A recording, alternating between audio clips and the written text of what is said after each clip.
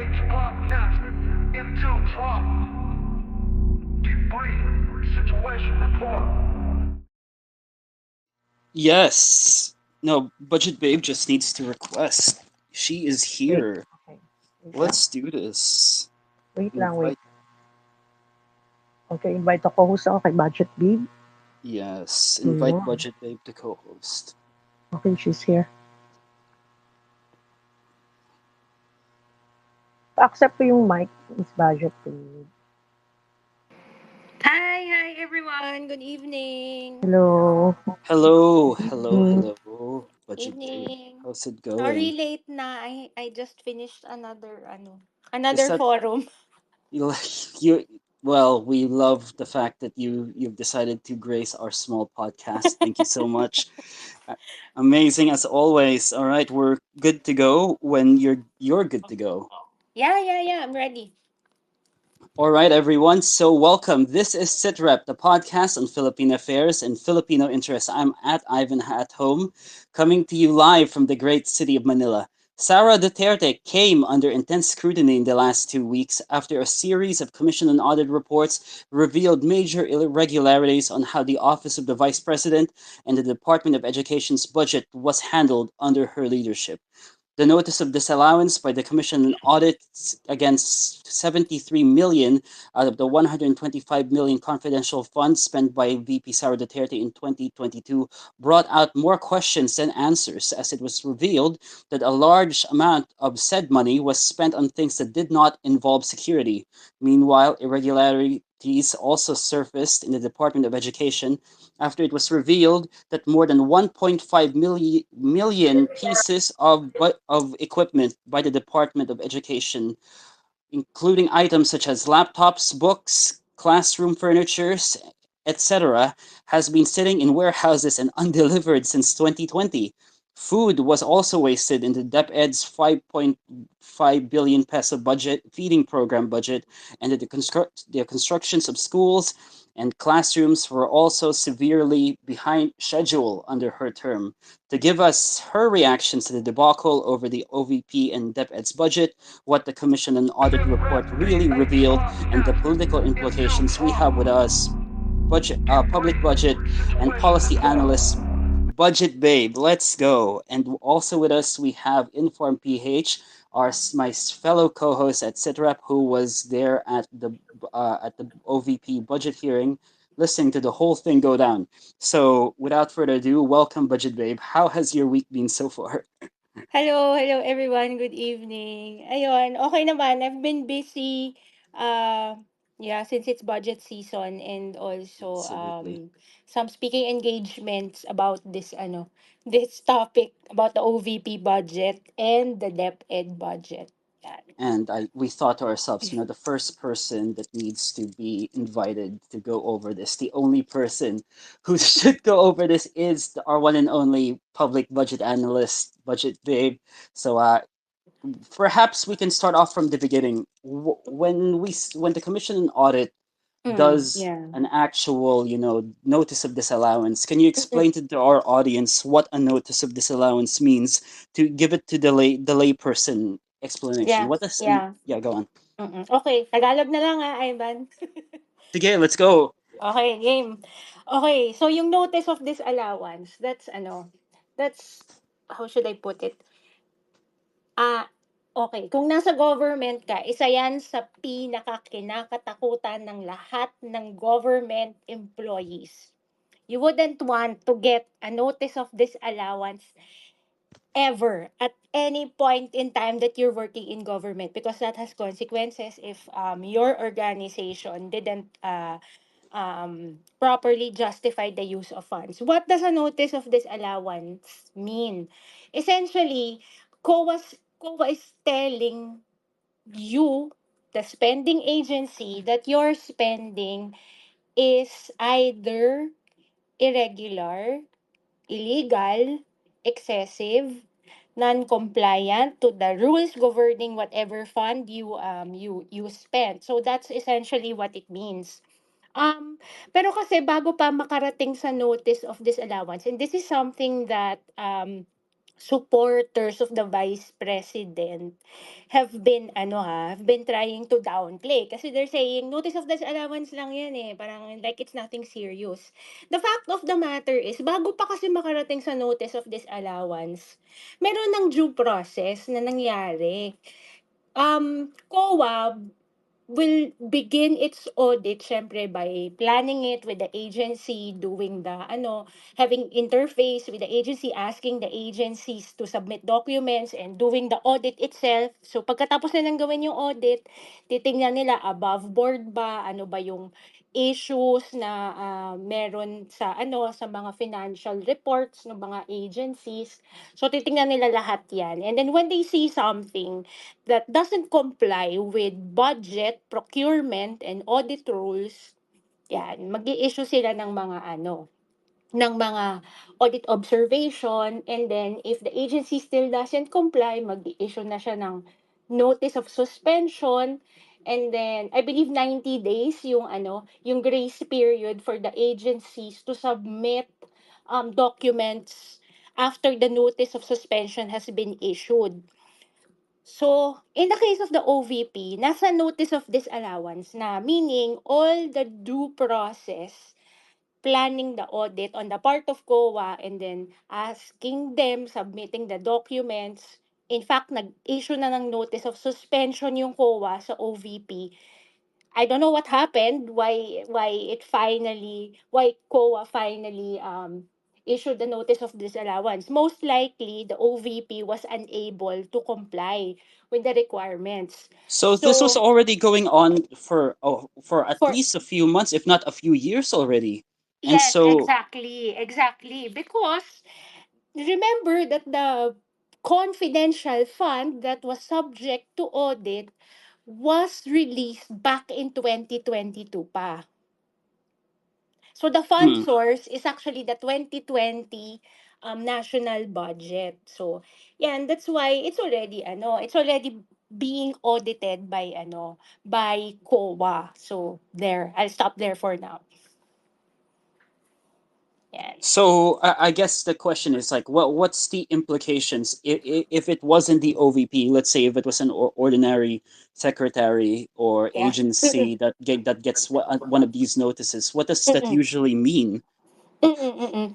Well, the budget and audit rules apply naman kasi to anyone. So that means if, for example lang ha, since sino pa ba may confidential and intelligence fund. Or let's say for example, DILG or the Yes. PNP and the AFP or even the local government units did not comply with the governing rules for the use of the confidential and intelligence fund, COA will do the same thing. Kasi, syempre, no one naman is above the law. No one has impunity. And COA does its job very professionally. They're highly competent people. They're relatively insulated from politics compared to other departments. Kasi nga, they are a constitutional and fiscally autonomous body, and it's really their job to do the audit yon. And I So guess, one of the major responses from a lot of Duterte supporters is it may sound stupid naturally, but then like what well how would you know what's inside? Like who's the COA or who's Congress to know what's inside the confidential fund? Confidential yan. So mm-mm, like in mm-mm, theory, if it's something as sensitive as they're gonna say this is has yeah, national security implications, yeah. how does the Commission on Audit say that, oh, there's irregularities, or how can they point out red flags? Mm. The issue kasi with the confidential fund of the OVP is it wasn't like the other confidential and intelligence funds that are actually used for intelligence gathering, Hmm. other security and law enforcement mechanisms. This is different. In fact, nga siya, hindi nga siya yung regular. If you think about it, the OVP never had a confidential fund naman talaga. Pero dahil yun nga, allies kasi yung presidente and the vice president back in 2022. So she was given some leeway by the office of the president. And in fact, it was the office of the president that approved the confidential fund of the OVP. So the issue now is on the confidentiality of the use of the fund. The thing kasi is Congress subpoenaed the documents, and COA, being a co-equal constitutional body, complied with it. So they didn't think na it was going to violate any of the confidentiality rules because in the first place, they're not going to discuss naman ano yung specifics. This just pertains to the notice of disallowance itself. All it says is this is where the OVP spent it in broad strokes, and this is the rule that they violated. Essentially, yun lang naman yung laman nung nung notice of disallowance. And if you recall from the OVP budget hearing, it was never discussed naman talaga. Parang lang, it well, actually, the legislators, some of the legislators wanted the vice president to Mm. explain the notice of disallowance, but yun nga, wala namang discussion, wala So namang the kinabog OVP sa interpellation. the OVP Yeah. would send COA in broad strokes, what it intends to spend it on, and the Commission and Audit would look at what those quote unquote broad strokes, and they would say, "Oh, this is fishy. This is not Mm. fishy." And Mm-mm. apparently, the Commission and Audit is saying that 73 million out of the Mm-mm. 125 million confi funds was Yes. not spent on security implications whatsoever. So, like, Yes. how would the COA see such a thing? And how could the OVP make such drastic mistakes? Well, what did they spend it Mm-mm. on? Mm-mm. Yeah, good question. Actually kasi yung audit na ginagawa ng no, sorry. Uh let me repeat that.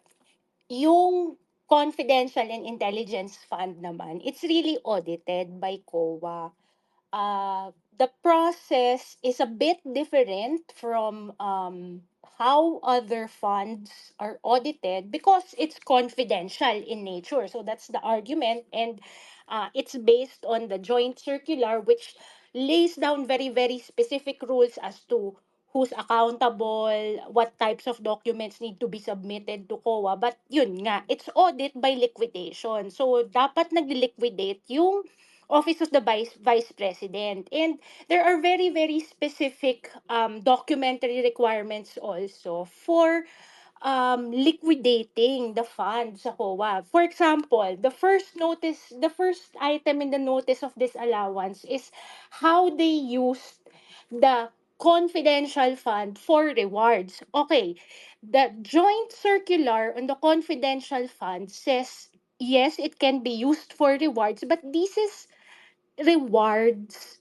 for yung mga informants, yung mga related to security and law Mm, mm. enforcement pa rin. But the thing is, that is not how the OVP use the confi funds. The ND says they use the fund to buy medicines and various goods. So, saan ginamit yung various goods? That's the question of COA.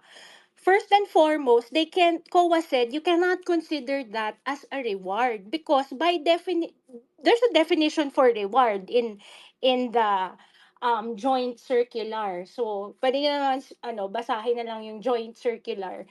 So may ganun siyang may ganung very specific rules yung nasa joint circular. Essentially, OVP was wrong to use it that way. So now COA wants them to justify and send additional documents. What did you actually accomplish that's related to security and law enforcement gathering?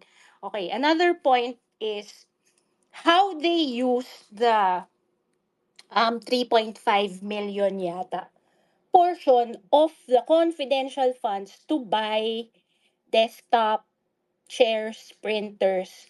So in government accounting, desktops, laptops, chairs, and tables are considered what's called capital outlays. The confidential fund is not a capital outlay fund. It is a maintenance and other operating expenses type of fund. So Anyone, when she said she set up offices using it, and field offices, I remember they were saying that earlier yes, this year and last year, that's a yes, capital outlay that cannot be funded with yes, a CIF, right? yes, exactly. Number one is you're not supposed to use capital out, no, you're not supposed to use an MOOE fund for capital outlays. Number two, when you are going to create an office, there's a process behind it. DBM has to approve it. I mean, I'm sure they did. That's why they were able to create offices. But when they actually set up the office, they are supposed to ask for budgets from DBM also to set up that office. It shouldn't be funded under the confidential fund because the confidential fund is not meant to set up new offices. There is another special purpose fund for that kind of thing. All right. Yan. So, that's a clear violation. And to be honest, anyone who works in government would know that you're not supposed to use MOOE for capital outlays and vice versa. So I guess now it's a good time to pause for a Yeah. bit. Inform PH wants to ask a question, and then we Yep. can go to Paul Lim. Uh, Alex, do you want to ask a question first, or feel Yeah, I free to wanna hands up? first of all thank you for sparing your time, Budget Babe. I have a question. So, Sure, itong mga sure. documents, like notice of disallowance, Mm-mm. kasi I'm hearing arguments like it's not supposed to be public. Are these Mm-mm. documents internal documents that shouldn't be public kasi wala pang final? They're saying wala pang Mm-mm. final Mm-mm. Mm-mm. final judgment na Yes. ibalik kasi Yes, there yes. is you can still appeal Yeah. for if you have been served a notice of disallowance. So Mm-mm. what's the difference between the COA Mm-mm. agreeing to the subpoena request of HOR when it's at the first place supposed to be internal Confidential, oo. and yeah, internal Mm-mm. or confidential? Mm-mm. Mm-mm. The difference kasi doon is the HOR subpoenaed it. So, COA didn't see anything wrong with, submitting the documents. Kasi if otherwise, they deem that it would compromise national security if indeed the fund was used for national security, COA wouldn't have agreed to it. And they agreed to it eh. And now it's the subject of a budget hearing which is done transparently for the public interest. Yun yung diferensya. At saka hindi naman yung specific, let's say saan dinistribute yung, ano yun ba? Medicines, yung goods, yung saan dinala yung mga tables and chairs. Hindi naman ganong granular detail yung nandoon sa notice of disallowance. So, yun yung difference dun sa case ng ng OVP na notice of disallowance. Okay, a Congress follow up. has, uh, let me just add, Congress mm. has legislative oversight on the Yes. budget. So, syempre, gusto nilang makita, wala tayong magagawa. Eh, I mean, nag-agree yung COA. Two if something constitutional bodies agreed. if Diba? something really sensitive was there, they could have gone into executive session, but really, Yeah, nothing exactly. was. So Alex, Exactly. go on. So, Exactly. okay, so can you describe the role of COA? Kasi they're saying that Mm-mm. in this case kasi it can be used for politicking, Mm-mm. political harassment. Mm-mm. Yeah, as Is usual, the it was COA, politicized, they would say. you said it's a constitutional commission. Mm-mm. Is it really being used for political purposes, or would you describe it as an independent constitutional commission? Okay. Sige, nuance natin ng konti. COA is an independent body. So, hindi talaga siya sumasawsaw sa politics. But, both COA and Congress have oversight on the budget. COA does the audit. Congress basically, in an ideal world, is supposed to base their interpolations, their scrutiny of the budget on the COA reports and all the other budget documents that come from the agencies. So that's the quote unquote, that's the general rule how budget accountability works. So can it be politicized? Not on the part of COA. Can Congress politicize it? Definitely. But it is a budget issue. The budget is always a political issue. It's never just a technical issue. It's never just a legal issue. And so when VP Sara's supporters say they are politicizing it, possibly, but you're in that arena. So why are you complaining about it? If you don't want checks and balances under our political system to work, bakit ka nag-national politics? 'Di ba? It's as simple as that. It's A as simple very as that. Fundamentally, the budget is both a technical instrument, it's both a technical tool and a political instrument. And it goes through legislation. It's a core process of the state. So it's never going to be free from politics.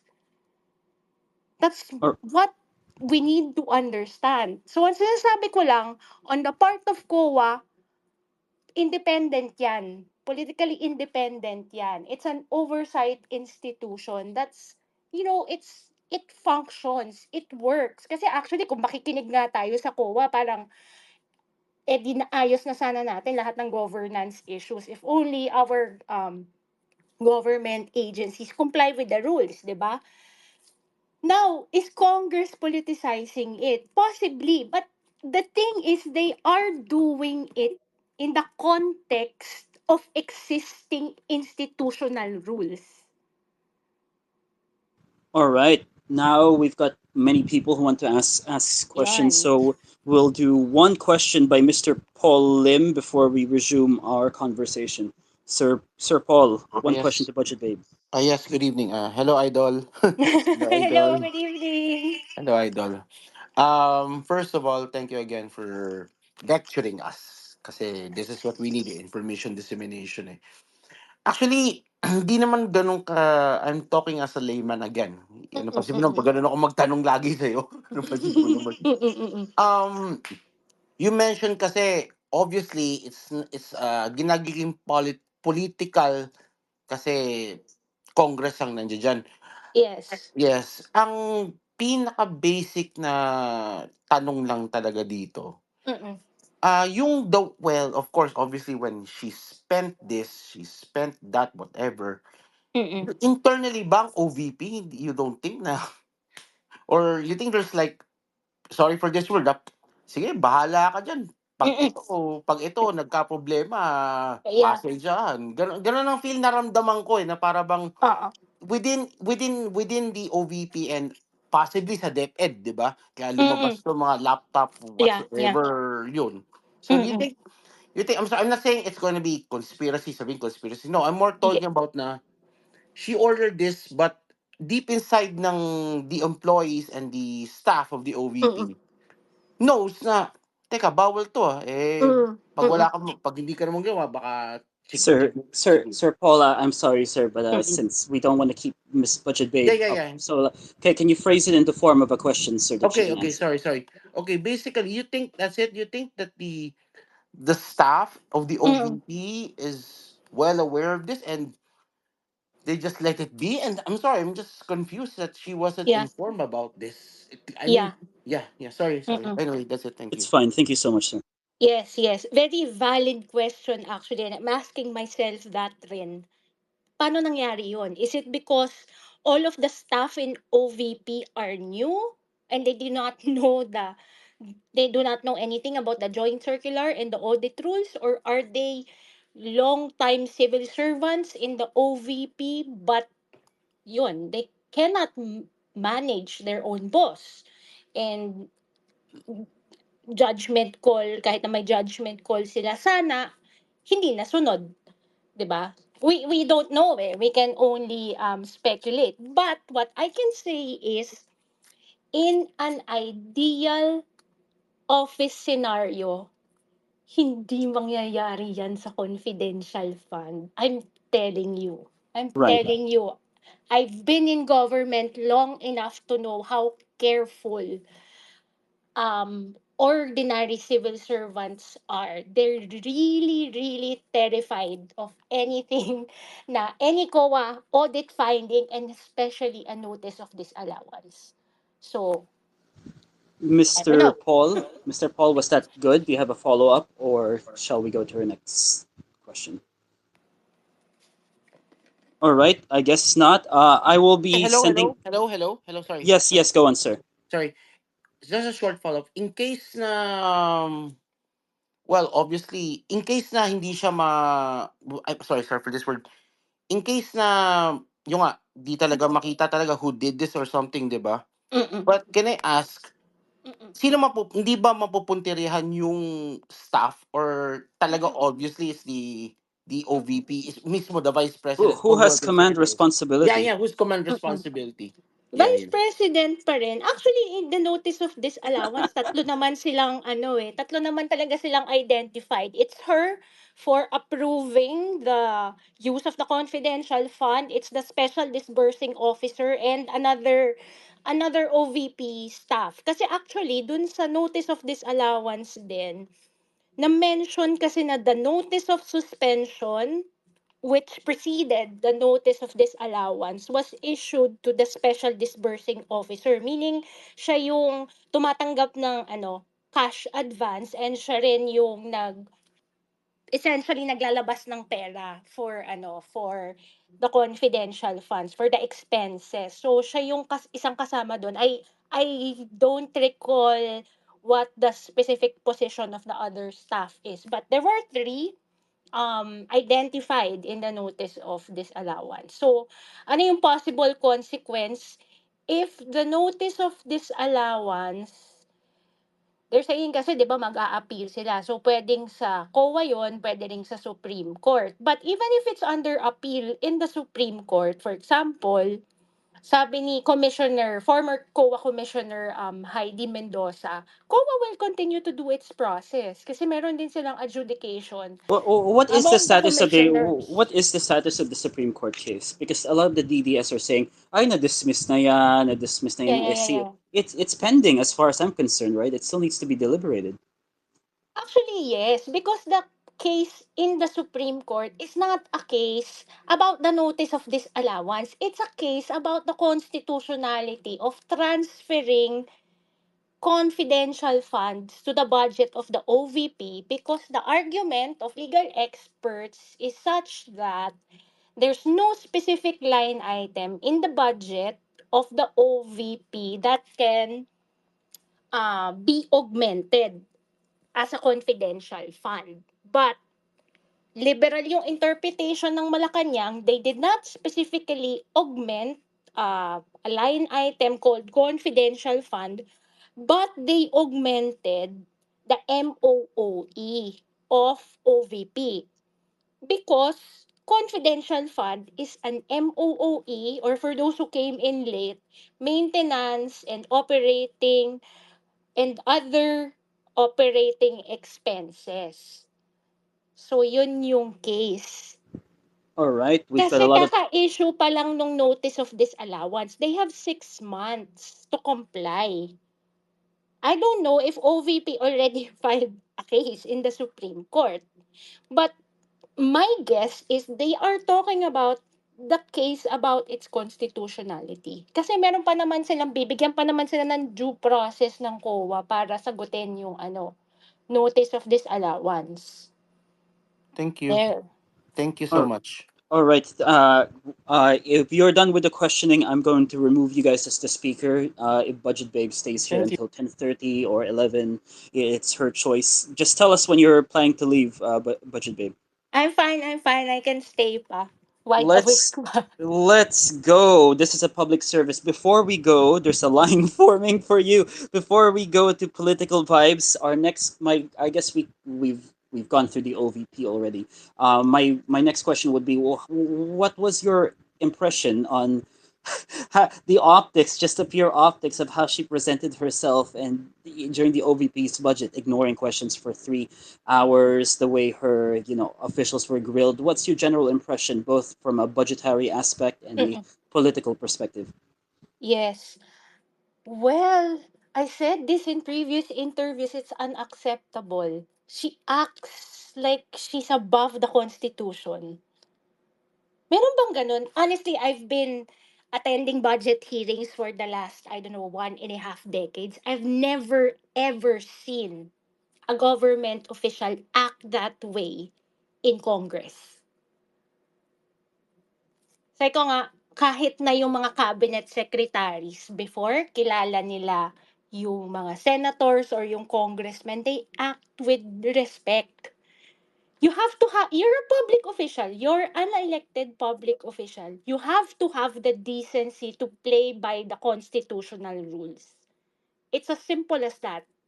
Respect the constitution even if you do not respect the people that you're talking to, di ba? Ganun lang kasimple yon. No, absolutely, and it's shocking also the way Yes. she just ignored the questions. And I Mm. guess whilst we're there, we can we've beaten the OVP over and over again, so we can move to the next set of hearings, which I'm sure you were Mm-mm. following, which was the DepEd, and Yes. we can start with again a notice of disallowance from the Commission on Audit. This time, telling her or telling the DepEd to return the 12.3 billion pesos was apparently misused in the DepEd budget. Yes. So what type of Yes. misuse was that? I haven't seen any specific document related to that. I tried looking for the COA audit report on DepEd. Hindi pa siya online eh. So probably COA pa lang yung Right. nakakakita nun, or possibly maybe legislators already saw it But also. I don't know if I guess you can yeah. give your reactions because it says in the Philippine Daily Inquirer that it Yeah. was due to the agency's failure to adhere to certain bidding processes and meet Yes. its target for various projects. So, Mm-mm-mm. what's your reaction to that? Mm-mm-mm. Well, that's gross mismanagement and incompetence. Kasi Diyos ko naman, yung amount pa lang, 12 billion. Saan ka naman nakakita ng 12 billion na nadi-disallow, 'di ba?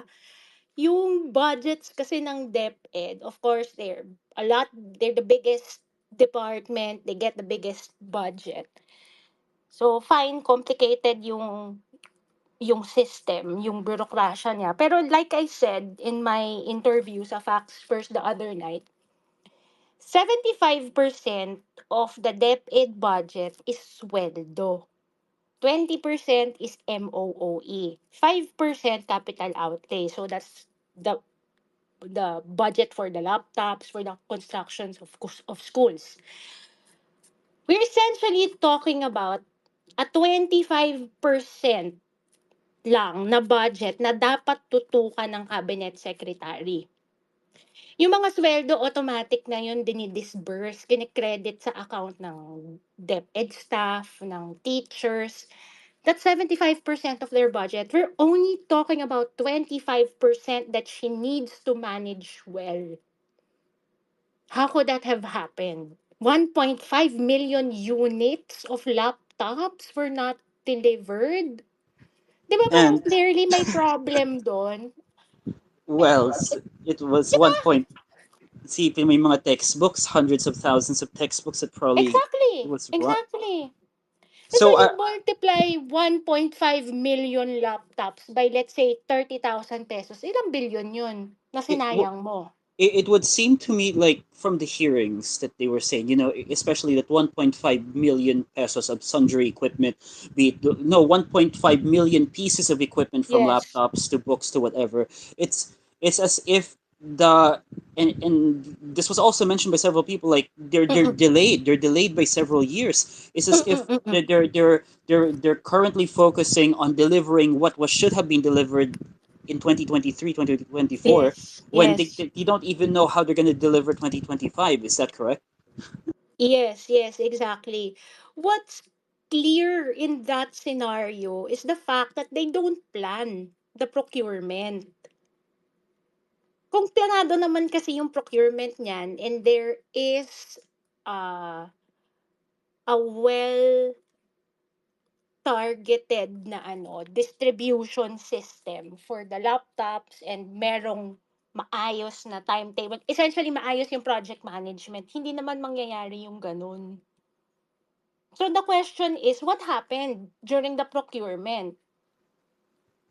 Did they, during the budget hearing kasi some legislators were asking about the procurement of the laptops ba, yung may possible na irregularity. So what happened there? Ang nangyari ba nagpa-bid yung DepEd ta's kumuha ng contractor na walang maayos na track record, kumuha ng logistics provider na wala ring maayos na track record kaya nasa warehouses? What happened, 'di ba? Kasi ang laki masyado nung I mean, undistributed na. speaking of logistics, I mean, this is before we go to questions. We also have the DepEd's feeding program, Yes. 5.7 billion. You had Nutribuns with molds and insects. You had Mm. rotten food. You had unhygienic packaging. It's not even just the procurement; it's the distribution that's also at fault. Yes. Yes.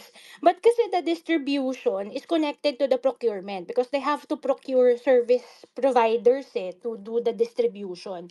So ang tanong nga, ba- bakit hindi nagawa yung, bakit nag-fail yung yung implementation? Kasi you know what, in government, it's easy to quote unquote obligate funds, meaning award contracts. Syempre kung rigged yung bidding, madaling gawin yun. But the problems crop up during actual implementation of the project. If you award the contract to a bidder that doesn't have track record, di may problema talaga dun sa magkakaproblema talaga dun sa implementation. Same as what we saw in Farmally. And actually, the laptop issue is not new. It was already the subject of investigation, I think 2 years ago. Yeah, 2 years ago kasi parang nabebenta na sa black market yung laptops ng DepEd. All So, right. I malaki yung guess problema, 'di ba? let's go to our next question, which is from Political Vibes. Sir, what's your question for Budget Babe? Good evening. Hello, good evening. Yes. So, you touched on the subject na rin on the DepEd budget, 'di ba? Parang I was thinking kasi could it be a problem of, what's this entire uh budget Mm. issue with Sarah, involving Mm. Sarah? Could it be possible that, that it really speaks about about her type of leadership? It's really incompetent. I mean,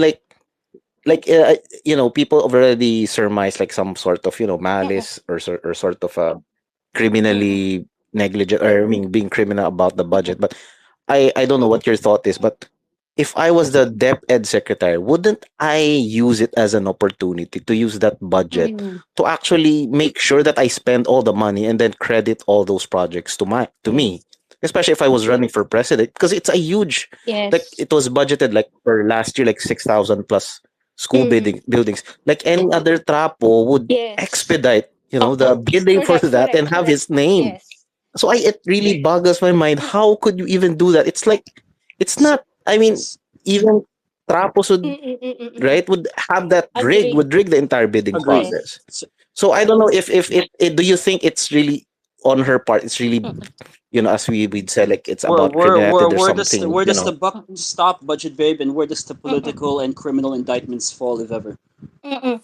Actually, I think even without talking about irregularities or possibilities of corruption and misuse of funds, I think it's sheer incompetence Kasi ang mga cabinet secretary na magagaling, they're usually, I mean, by magagaling, I mean the ones who are able to achieve the targets and carry out the mandates of their departments. Yung magagaling, they are people who are very much aware and who monitor the budgets of their agencies. Kasi hindi biro yung amounts. Para maka-contract out ka, para maka-disburse ka, makabayad ka sa contractors mo, kailangan siyempre alam mo yung proseso, meron kang plano, 'di ba?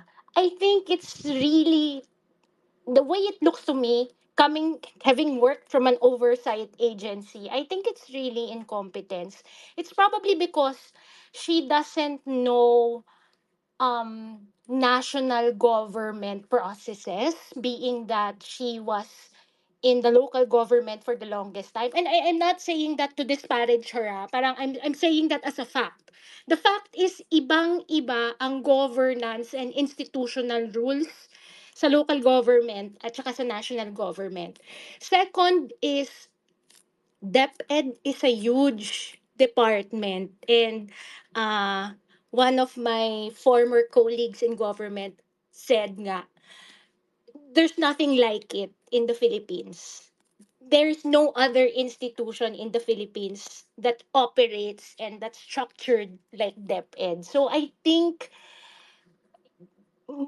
it's really incompetence. And siguro parang kung totoo, kung lalabas sa investigation na may mga irregularities talaga sa procurement, you combine incompetence and possible corruption, that's what you get.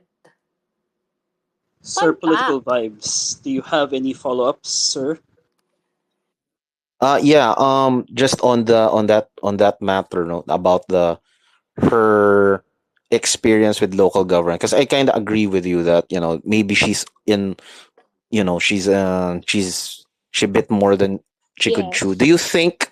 Well, this is actually the question is kind of leading. Do you think we definitely dodged a bullet with BBM not giving her the defense portfolio? Did she dodge? Did we dodge a bullet by BBM not giving her the defense She, portfolio, not she giving her was the asking DND? for it after the election. Well, she asked for D&D, she didn't get it. No, she didn't. I think anywhere she... Kasi the thing is, OVP pa lang, ang liit laman ng budget ng OVP, palpak eh. So And anywhere, any department you put her in, it's going to be that way. it will be horrible. And you had Juan Ponce Enrile, the president's current political advisor, saying Diba? it would be wrong to have the VP in the defense. And he says that because Yes. he's got a long and proud history of coups himself. Mm-mm, mm-mm. So can you Yes. imagine a man with such political, like Sara Duterte? No, actually, no. Non-partisan tayo. I'm not gonna comment. I'm supposed to be non-political. So, sir, political vibes. Thank you so much for your questions. We'll go. Just Yeah, give one last, last point, sir. Very just briefly. what one, yeah, yeah. Let me just say, there's what she did with the budget of the school buildings. It kind of reminds me of the Afghan government before the Taliban winning, because they got like billions of dollars for building Yes. schoolhouses for Mm-mm. girls, and they didn't build a single schoolhouse. So yeah, she kind of I reminds me mean, of Yes. that. just to run before we go to a write-in question, just to run into some of the targets that were missed. They planned over 6,300 classrooms, and only 192 was built during her term in 2023. Classroom repairs, over 7,550 was supposed to be repaired. Only 208 all over the country was repaired. And as for last mile schools in far-flung areas, 88 was planned, and over only three was constructed in 2023. Mm-mm. Ma'am Budget Babe, is this just a sign of the sheer incompetence, the systematic incompetence taking place in the DepEd? Mm-mm. Okay. The issue with the school building program and the last mile schools, because these are construction projects that DepEd does implements with DPWH. I think the problem there is lack of coordination. Walang convergence yung DepEd at saka yung DPWH. The thing kasi is, DepEd is supposed to identify the location for the schools. DPWH is supposed to construct the schools. Hmm. So, how can DPWH construct the schools if DepEd hasn't given them a list? It would appear from the budget hearing with Secretary Angara that it was the DepEd's fault basically, because they basically weren't planning ahead in which schools need to be built. And he was Mm, saying that even in some cases, like before you filed the budget for the school, you should have already had a plan on what schools you yes. intend to build even before. Yes, exactly.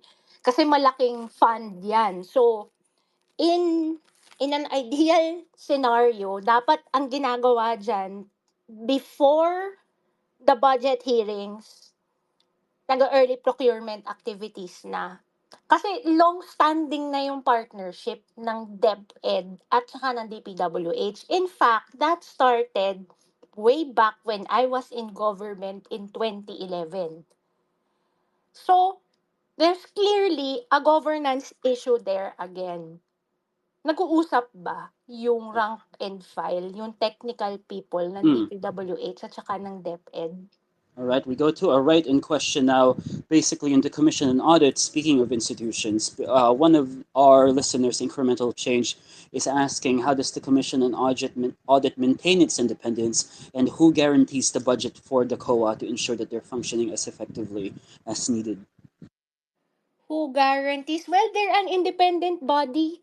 So, hindi naman talaga siya pinapakialaman kahit ng DBM. Well, they do submit budget proposals to DBM. Their budget is included in the national budget. But when it comes to the execution of its mandate, independent talaga siya. Hindi siya Would you say it's pinapakialaman. a third rail in Philippine politics to touch it? Like even during the more troubled periods in the last post EDSA governments, no one touches this. It's been independent. Yes. Right. Yes. Pretty much independent that way. Thank Kasi you. yung appointees naman kasi niyan parang if you're the current president, the COA that's appointed is the COA commissioner is appointed by the previous president. So but it's like CHR. It's civil servants running it, and Mm. embedded civil servants. All right, we Yes. go to our next question by Mr. Wetwater, who has been waiting patiently. Sir, you were third in line. Good evening. What's your question for Budget Babe? Ayan, hello. Good evening na. Good evening po. Ayan, good evening. Bali, tatanong ko lang kasi di ba, ang sabi ng COA, yung pera, ibabalik daw yung pera. Mm. Literal ba na pera yung ibabalik? Saka paano, paano babalik ni VP kung kung nagastos na yung Ma'am pera. Budget Babe, did they want the 12 billion pesos back? How does that work? How does that work? Yeah, yun nga yung issue. Kaya takot na takot dyan yung mga tao na nasa government. Kasi nga, when you get a notice of disallowance, you're supposed to pay the government. Galing sa sarili mong pera. Or kung involved, kung hindi mag-isa yung person na na-disallow, let's say, isa siyang unit in the office, paghahati-hatian nyo yung amounts nun. But as the case is, yun, syempre, hindi naman din na carry out. Minsan, inaabutan na Wait, namatay na yung wait. ano. You're basically saying she, by law, needs to pay back the 12 billion? Or she Yes. and her underlings? Let's go. Her own money. Oo, kasi if you're elected official kasi siya, so wala siyang pagtapos ng term niya, hindi magtutuloy-tuloy yung salary, di ba? For civil servants kasi salary deduction yung isang option kung hindi talaga maayos after due process, of course. After due process at meron na talagang final notice of disallowance. What happens if she can't Notice of pay it final back? disallowance. It's 12 billion pesos. What happens if she can't pay it back? That I'm not sure if I don't know what the legal process there is kung nagfa-file ba ng case ang COA sa Civil, they ombudsman. take the I don't know the legal how much does procedure. the kingdom go for? Sir Wetwater, do you have a follow-up question? Okay, wala na po. Maraming thank you na, maraming salamat. Alright, Ano man God po. bless. O diba, nakakatakot. Ba't mo kasi gagawin yun, diba? Kaya maghihirap sila kasi ang daming babayar. Meron 73 billion, tapos meron pang billion. Mababayaran siguro pag hindi na sila kumain ng 100 years, ano? Palagay ko lang kung She mabubuhay can sila work ng ganun. Exactly. for she can work for 10,000 Exactly. years. She wouldn't pay that back. All right, thank you. Exactly. Salamat. Thank you. Thank Maraming you so much. salamat. Yeah. Our next, I believe it's Sir Sean P. and then Mr. Self-Appointed. Sean P. Good evening. What's your question for Budget Babes? Good evening. And I admit this question might be a bit tangential, no, but comparisons to the previous OVP are inevitable. Mm-mm. And if what I read is correct, Lenny also Mm-mm. received a notice of Mm-mm. disallowance. How was that issue resolved, and how is it different from all the notices of disallowance that we're reading about now? Yes. As far as I know, the notice of disallowance that was issued to former to the OVP nung si Vice President Lenny Robredo yung VP was about the hiring of a legal consultant. So comparatively maliit lang yun kasi sweldo lang siya nung legal consultant. And it wasn't a permanent, well, consultant nga so hindi naman siya permanent um, appointee dun sa office. Ang pagkakaalam ko, that was settled and COA eventually overturned the notice of disallowance because they explained ata na humihingi sila ng position from DBM, I think, to create something for a legal person, legal staff, but it was not acted on.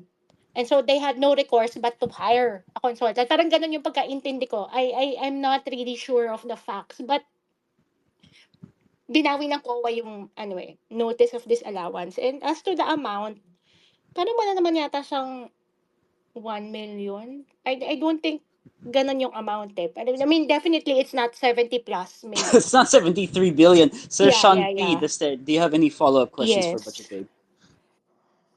No follow-up questions, but thank you for the Thank you space. so It's much. been Good really great. evening. Alex, you're glitching out. So do you want to give your question now whilst you can? Inform PH. I'm Um, going. is notice of disallowance? No, no. My question is the notice of disallowance an impeachable offense? All right, Ah, that's more of a political question, but let's see if mm. you can answer it. No. Yeah.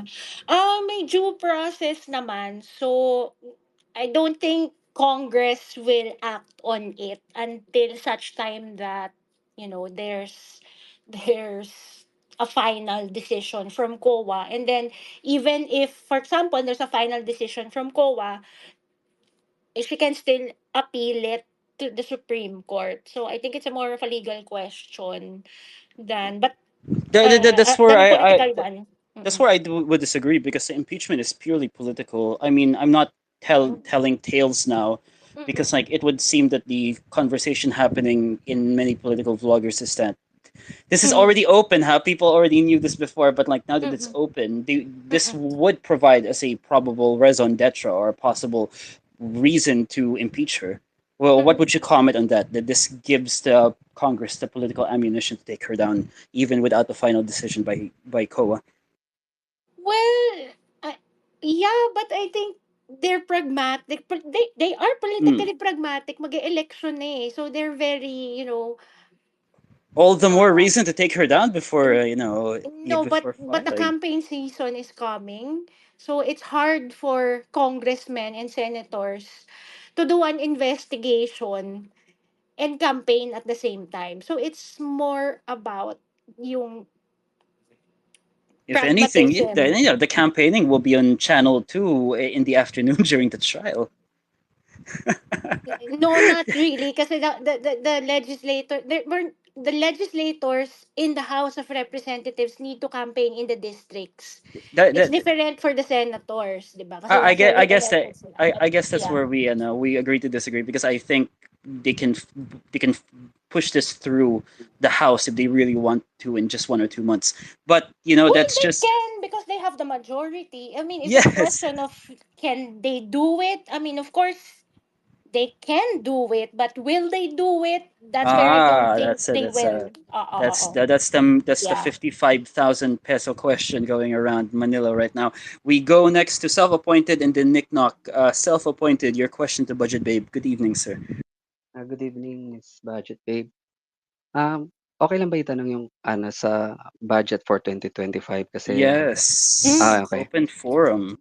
Yeah. Because I've read some, comment that, Mm. regarding the 2025 budget. It says I don't know whether there is a rule or a law Mm, mm, that the mm. budget can be approved only is the minimum will be the same budget as prior to that year. So maybe 2024, let's say 2 billion. The Mm, minimum budget that can be approved is 2 billion. You cannot reduce it from that. mm, So, meron bang gano'ng rule? So, kasi mm, ako nga, sabi ko after ng pinakita ni Sara sa deliberation in the Senate at saka in the HOR, mm. sabi ko, I think it's time for the Congress to ano, to talagang ano, Slash the budget. yeah, slash the budget. Oo, Slash oo. talaga the budget. Hindi yung pikit mata na lang na Duterte yan, i-ano natin, 'di ba, Oo, i-approve oo. natin. So, yun nga yung nabasa ko, sabi kung Mm, 2 billion yung budget niya ng 2024, 2 billion mm. lang din at hindi nila puwedeng bawasan yun, pero puwede nilang dagdagan. Is that No, true? her budget was like No, no. 1.7 something. She Oh, was yeah, asking for 2 billion. let's say 1.7. Now she's asking Oo, for 2 billion. 2 So billion, they can yeah. approve only 1.7. They cannot reduce it No, No they can less cut than it naman. that. more. No, they can. They actually, the Ah, thing is, well, if we're talking about very specific budgets, Congress can, technically speaking, do anything with it. They can add, they can subtract, they can switch things around as long as it's within the total budget ceiling proposed by the executive branch. Kasi that's a constitutional rule. So, pwede. Kung gusto nila, pwede. Kung popolitikahin talaga nila, edi pwede. They're not violating anything.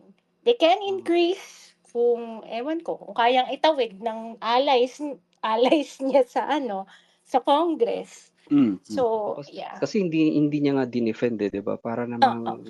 What Para type of diet are we looking at here? Like, because naturally, it's not going to be zero. They need to keep the lights open.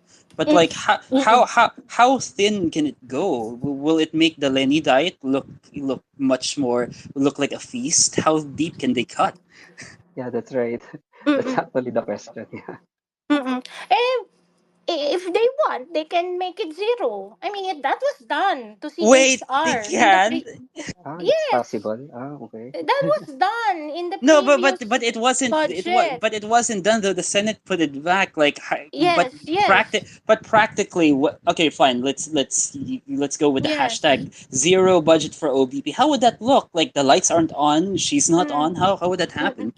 Yeah, well, that's a more political call than an actual, budget issue, budget deliberation issue. Kasi di naman, by virtue of her mandate, OVP has to have a budget, di ba?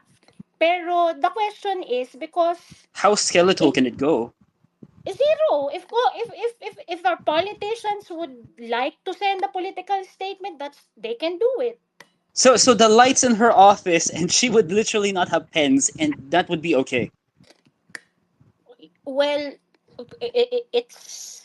it's a political move. Like I R- said, the all budget right, is always political. sir. Appointed. Does that answer your question? That's how Yeah, deep it yeah. could go. It could go to Yeah, zero. yeah. Yes, Yeah, thanks, Miss Budget Babe. yes. Thanks, guys.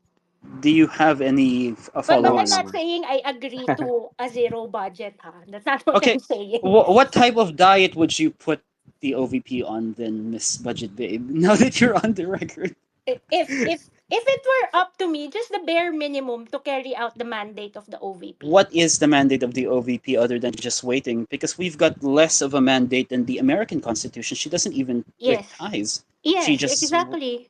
Exactly. So take out all the duplication of projects. so Just it's give them to the basically agencies just that keep need her to implement office them. just keep her office on, keep her library Yes. on, and she just sits there in a desk. Yes. Yes, because All right. ako nga, actually, I don't agree with having a satellite office eh. That's additional expense for the government and the fiscal space is already tight. That I completely agree with. She should just park herself there. Sir Boynton, thank you so much, and I hope you have a great evening, sir. We go to Sir Nick Knock next. Nick Knock. Hi, hello, Budget Babe. Good evening. Hello! Kamusta? Okay naman. My comment lang, I don't think we can do a zero budget for the OVP because siya salary, di ba? Constitutionally may salary siya. So, Mm-mm. if it's Mm-hmm. the real bare minimum, I guess salary lang talaga. Mm-mm. But like Salary and you, offices. exactly, but rentals, no? But like you, I Oo. don't agree with that. Anyway, Yeah, yeah, pero I yeah, think yeah. Oo. nagsalita na si Coco Pimentel no, na tigilan nyo na yung pagbibigay ng bus rides or whatever because that's not your mandate. Yes. Anyway, Mm-mm. but question ko lang, no, was there in your in your memory, Mm-mm. in terms of the COA notice of or notices of disallowance or Mm-mm. disallowances, has Mm-mm. there been a precedent that the Supreme Court has already upheld this or such disallowances? Meron na ba? Parang wala naman akong alam. Ewan Yun ko nga sa eh, Ma'am kasi Karen. parang wala, Parang di wala. ba? Parang wala naman. Kasi Did it nga, takot just na did it takot. just mostly stick with the civil service level? It needn't go to criminal, right? Yes. Or I think it's the COA that reverses itself, no? Usually. Wala nga yata umaabot sa Supreme Court pa. Yes, yes. Mm. Oo. Yes. That being said, I don't think there's going to be an indictment. Let's say lang theoretical Mm-mm. lang naman to, no? Mm-mm. So let's say COA sticks to its i-uphold niya yung disallowance. And then it goes to Supreme Court and then sabihin na okay, fine. There's Mm-mm. clear violation whatever, no? Mm-mm. Because I think in the very least dereliction of duty siya di ba? Mm-mm. Pero I don't think it will be it because it's the office not the person di ba? So for sure it's going to be those alam mo na the pencil pushers who will be indicted, not the vice president. I think Well, over she'll three be she'll theories. be she'll be indicted by a different court. That's political. Yeah, Impeachment. yeah. I don't Exactly. know if it's Impeachment. yun yung hindi ko alam actually if possible ba na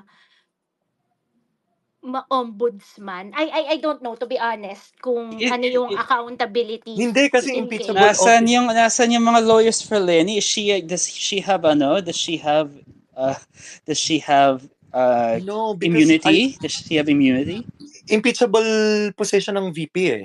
Oo, So may So oo. hindi siya immunity pwede siya. ma-ombudsman, tama? Oh, yeah.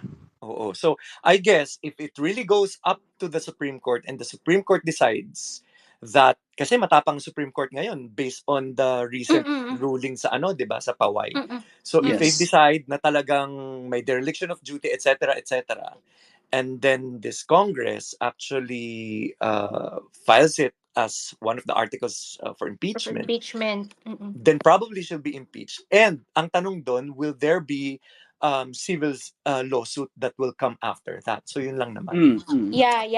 Well, Correct. that's if they want to completely decapitate her. It would depend on the political. Ay, Correct. dapat diretso na kasi in-impeach mo na. Ano pang gagawin mo? Oh, Babalik pa. because like let's be clear, this is existential between the Marcos I and the know. Duterte family. I Only know. it's some alien versus predator stuff. Only one will survive. I know. It's a dog eat dog. Yeah. Silang dalawa. All right, That's Sir it. Nick. Thank you. Do you have any follow-up, sir, or no? No, that's it. Thank you. All right, good. Have a great evening, sir. You too.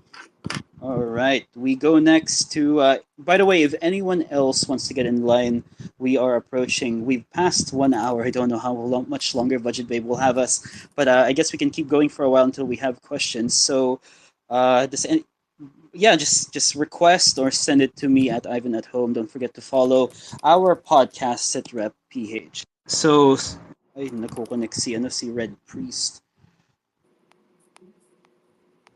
All right.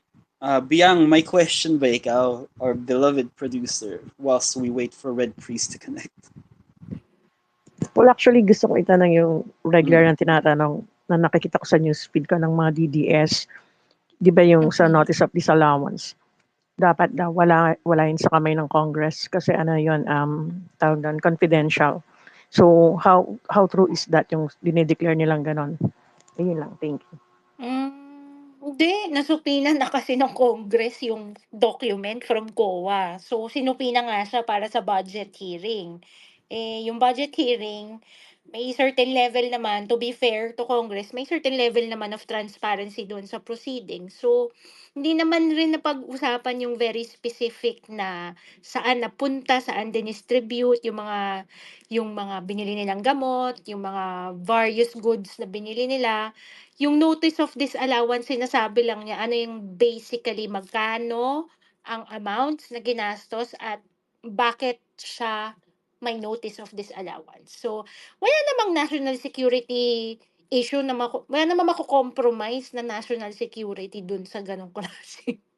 Okay, I just want to put that on the record kaya ako tinanong. Mm. Anyway, I have a Yeah. follow-up question. Oo. Kasi nung 2022, binasa ko yung COA report eh. So may notice of disallowance siya for yung COVID testing kits. And Mm-mm. yung sa mga bayad sa tao, sa mga lawyers, mga agents, ganyan, di ba? Mm-mm. Yun pa rin ba, na-carry over ba yung notice of disallowance na yun? Hindi pa rin ba siya na-correct until up to last year? Yun pa rin yung problem na um, hinaharap niya or it's a Mm-mm. different kaso? I don't know about the other budget items kasi yung notice of disallowance, specific siya to the confidential funds lang. Hindi naman kasama yung mga pondo para sa COVID testing kits or other expenditures ng OVP. Oh, Yung okay lang. Okay lang. yung confidential fund lang siya.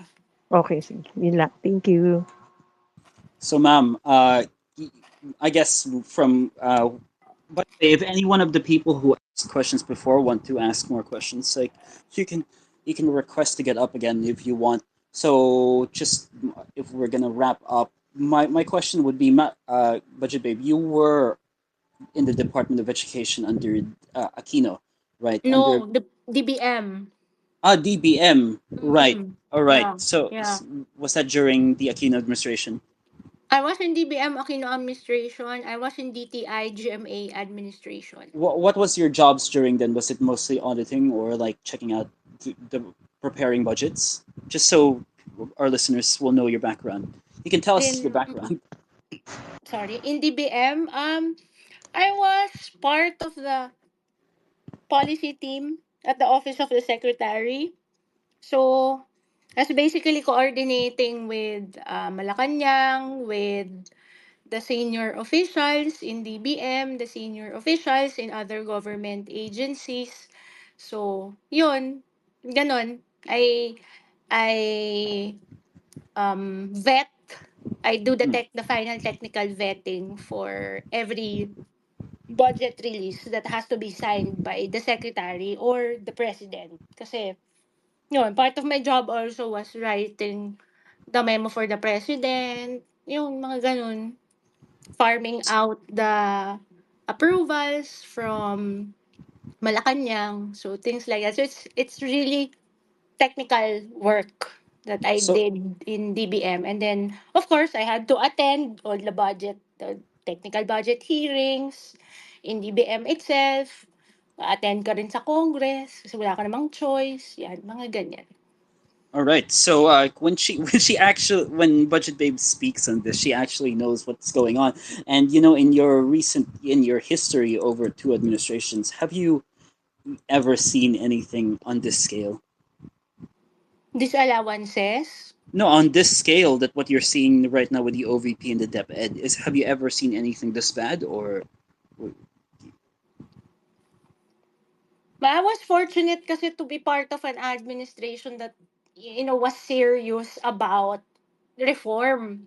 So, pagka may mga issues pa lang na like alam namin na babagal, we already try to coordinate both at the staff level and the cabinet level para ma-solve yung possible na na issues governance related. So, I think I shared in my Facts First interview that I was also part of the team that would vet the budgets for the school building program. So sabi ko dun sa interview ko the other night, I know for a fact that we were able to accomplish the 13,000 target school buildings for construction because naalala ko si Brother Armin Luistro yung DepEd Secretary. And at that time, DPWH was not involved in the construction of classrooms, kaya siya mabagal.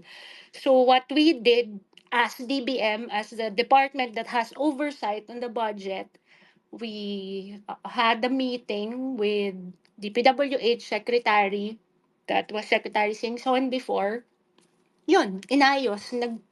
Basically, ni-reform yung process kung paano gagawing more efficient yung convergence ng DepEd at saka ng DPWH. So that's the reason why there's a special provision now in the budget of DepEd that says katulong yung DPWH. So that's actually that was that began during our time. So I used to see the list. I used to vet the list of the school building projects before the funds are released to DPWH. So, yon. So, Before we go to our yeah. we go to Sir Paul and then we go to incremental. Uh, I've got a question here from Inform. I've got a question here from Inform PH. He's on a Mm. plane at the moment. Oh. We saw a great thread by you in which you were debunking a lot of the DDS narratives, Mm. trying to anchor the office of the president with this entire catastrophe, because you've got the DDS saying, well, inapprove naman yan ng OP, so technically si BBM may Yeah. kasalanan. Can you briefly explain to our listeners why this is a misconception? Yeah. Uh, I was following this issue last year pa. Actually, ang problema dyan kasi tinawag na transfer ng OVP. So that really caused confusion. Because when you say it's a transfer, it means the funds came from the office of the president, which it did not. Hindi naman galing sa confidential fund ng OP yung binigay na confidential fund sa office of the vice president. It was sourced from the contingent fund. The contingent fund is a separate lump sum fund in the budget that's there every year. So as the name suggests, it's for contingencies. So new or urgent projects or deficient items na kailangang pondohan kasi nga the national budget is passed 1 year before it's actually implemented. So kailangan ng ganong flexibilities din ng executive branch. So basically, if I got this correct, they came in, the BBM administration came in mid 2022, and then she Mm. started asking. She was like, "Oh, I don't have enough. I'm on the Lenny budget. So Yeah. I'm on the Lenny diet budget. I need money for confidential whatever." And then the OP gave her stuff in contingency, and that wasn't strictly as confidential fund. It was under MOOE, right? Actually, she specifically asked for contingent funds. No, sorry. She Confidential specifically funds. asked for confidential funds plus other things, other budget items for other purposes. Hmm. So the process there in releasing the confidential fund is the agency that needs additional funds will have to submit a special budget request to DBM. Hmm. DBM will evaluate it. And then once they have an evaluation, they will recommend it to the office of the president. So long story short, DBM recommended it, but not she requested for 250 million confidential fund. DBM recommended half only, 125. That's why it's 125. Plus other Yes. things that she requested. So, Malacanang approved it. hmm. Charged it to the contingent fund. Why? Why? Because the law, the General Appropriations Act says Allowed it.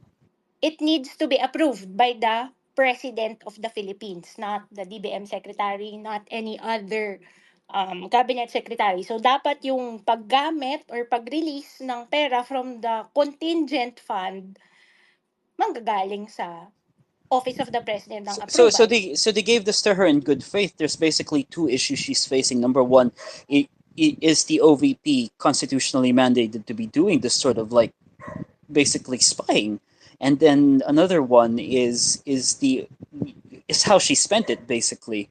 So the Yes. constitutionality of it and how she used it. Yes. Those are two separate issues. All The right. constitutionality of it, um, because the president approved it, so syempre, ang kine-question diyan yung Office of the President, Mm. represented by the Executive Secretary, Secretary Bersamin, who actually signed the approval document. I think that's why he was the one who defended it last year by saying, no, we approved it, we sourced it from the contingent Mm. fund, and yada yada. So, yun yung constitutional issue. Yung case, kasama yung OP. Dapat nilang sagutin, i-explain nila. But that's a constitutional issue. Now, the issue of how OVP use the funds is entirely their accountability. Kasi ni-release na yung obligational authority. When I say obligational authority, this is the special allotment release order, or what others here know as the SARO. Pag pag nirelease na ng DBM yung SARO, they're essentially saying the fund goes to you, OVP, and therefore you are the one accountable for this. So hugas kamay yung OP sa 73 million na hindi niya na mali yung gamit. Dun sa maling gamit, definitely. Kasi OP did not use it. But on the constitutionality of it, yun yung issue na kadama yung OP. So we Yes. have to make a distinction there. But definitely, hindi naman ni-release ng DBM in favor of the OP. That's why I said in my thread, the key information source is the SARO, which the DBM released. They released the SARO number kasi sa media eh. I haven't seen the actual SARO, but I saw the report and it's there. So pag ganon, pag yung pangalan ng agency, yung nandoon sa SARO, accountability yun ng agency, because that's going to be the basis of COA for auditing. It's as simple as that, really. All right. Now we Yun. go to our beloved I'm saying listen. it's as simple as that for people who work in government. They know that. Alam And nila yan. thank you for being such a sport, budget babe. When do you want to end this? Basically, because we're approaching 11 p.m. Do you want to take the last two questions and then we can wrap it up? Meron pa ba? Ilan pa ba yung question? Dalawa. Ayan, Pasensya sige, na po. tapusin na lang natin All yung right, question. we call to Paul Lim very quickly, sir. Very quick. Thank you again. You keep on mentioning the combination ng yung paggawa ng mga classrooms and with DPWH and DepEd. Will the DPWH be grilled with regards to this? You think so? Sorry, yun lang naman. I think yes, because actually yung proseso dyan, nakabudget sa DepEd. But when the funds are released, yun ang transfer na tinatawag, transfer to DPWH. Kasi sila yung mag-procure, sila yung mag-implement. So, probably yes, but we don't know kasi sinong inefficient sa kanila. But if based on the hearing, sinabi ni Secretary Angara na it's because walang listahan, wala pa yung for 2025, they're still working on the previous ones, then definitely, hindi kasalanan ng DPWH. Bakit hindi Alright. sila nakapag-construct? Walang Alright. listahan eh. Saan sila magko-construct? Right, we Diba? go to next to incremental change. Very quickly. What's your question for Yes, Budget yeah. Babe? Thank you very much for your time. This was very enlightening.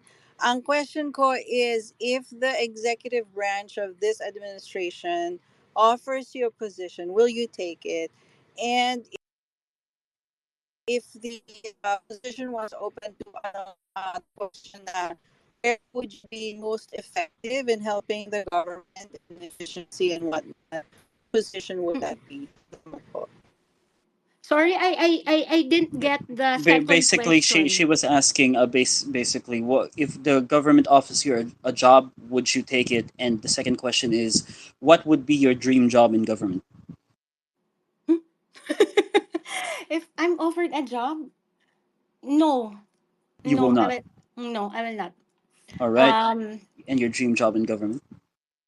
I don't have a dream job in government. Been there, done that. Tapos na ako dun. Let's go. And then Teka muna, teka muna. Tapos na ako Teka dun. muna. Can I rephrase? Rephrase. Okay, okay. Saan mo matutulungan ng government ngayon kung if ever you'd be open to kunwari ibang administration to tapos Mm-mm. nakikita mo yung problema, Mm-mm. saan mo tingin mo na her yung talent her mo question would be best use? what would answer those two original questions, but it's a liberal led government. If I it's a guess that's different it's a administration, it's led, let's say it's an LP led government. Would you take the job? Dave, Kung kasi nakikita mo hindi na pa yung rin ako masyadong problema, saan mo convinced that I want Hindi to pa go rin. back to government. All right, I ah guess that's the that's the answer. You're gonna get incremental change very quickly. We go to Sir Defang. Sir, we need to wrap it up. Sir Defang, make your question quick. No, no, no, actually, Budget Babe, thank you for all the things that you've shared. I think you're part of the team of the one that had this, yung ating, yung COA, joint circular, COA and DBM for these Intel funds, the guidelines. Was that Kilala your mo team? ba ako, sir? No, no. No? I was really, even before that, alam mo, Budget Paid, we, we already have some informations about the Intel funds since 1997, 1998, Mm-mm. Yes. 1999. Mm-mm. Yun, naiyak Yes. na naman ako dahil, Sir, uh, but Defang, but can you please just phrase it in a question or do you think this COA DBM joint circular is being followed during the last admin and now today and today? Is it being followed? Mm-mm. Is it being followed? Okay. For transparency, well, I wasn't part of the one who drafted the joint circular, Okay. but I was part of the team that had, well, yung ano lang naman, grammar edits lang naman yung Maraming ginawa salamat pa rin namin. ah. Yun lang naman kasi kailangan siyempre yung completed staff work pa rin. Ah, I think the previous administration really set a dangerous precedent by abusing the allocation of confidential funds. Yeah. Nagsimula kasi naman talaga yan yung Office of the President. Correct. Correct. Historically, wala namang confidential funds yung Office of the President. That's above 1 billion pesos. Correct. Correct. And additionally, the confidential fund of the Office of the President is actually used to augment the confidential funds of peacekeeping agencies. So talagang it was really abused and it became the norm. So it's so hard to overturn now. To be honest, yung Joint Circular 2015, win na yun nung time na yun. It was a big win because the Yes. confidential funds and the intelligence funds didn't have a nuanced definition. They were conflated. Confi and Intel funds yan Hindi and they're used interchangeably. So, nung 2015, define na talaga what is confidential fund, what is intelligent fund, who is supposed to get confidential fund, who is supposed to get intelligence funds.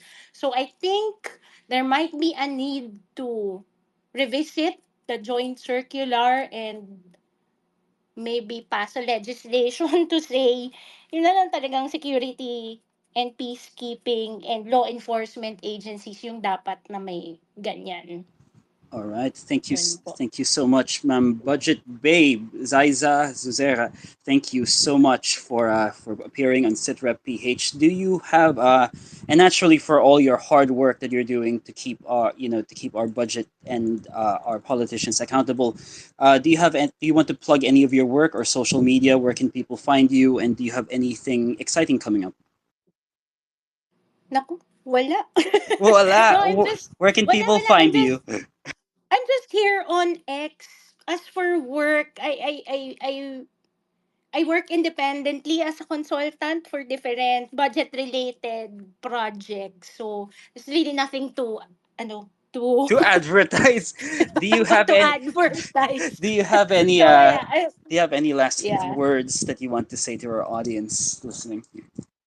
Yeah. Thank you for the interest in the budget. So partly the reason why I don't think I want to go back to government is because there's a huge knowledge vacuum in civil society Mhm. about the budget. So I think baka mas maging useful to have someone who's been on the other side of the fence explaining things to, the ordinary taxpayer. Absolutely. So, yun lang. Parang I hope you guys stay interested in the budget, hindi lang dahil OVP, hindi lang dahil OP, 'di ba?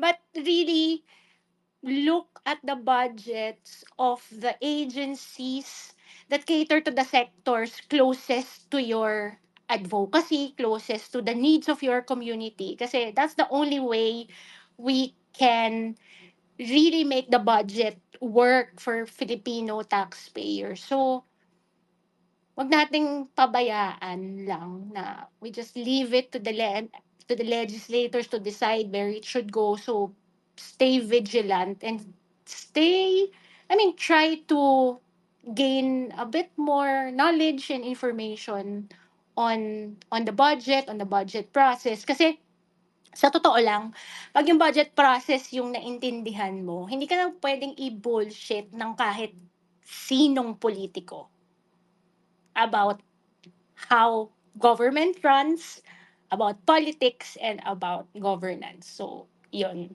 'Pag yun yung na-unlock mo na knowledge, it's real power for civil society. So, yun, thank you again. And with Thank that, you for all the questions. we would be wrapping up our episode. This has been Sitrep PH, the podcast on Philippine affairs and Philippine interests, live from Manila.